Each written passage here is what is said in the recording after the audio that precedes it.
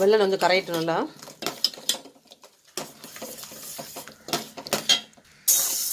பாசிப்பயிறு வறுபட்டுருச்சு போதும்.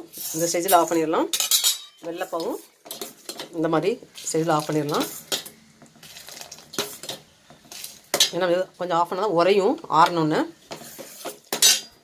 பாசிப்பயிறு நல்லா சூடு ஆறணுன்னு மிக்ஸி ஜாரில் நல்லா பொடி பண்ணிக்கலாம். மையா பொடி பண்ணிக்கலாம். பாதாம் எப்படி துருவுன்னு பார்க்கலாம்.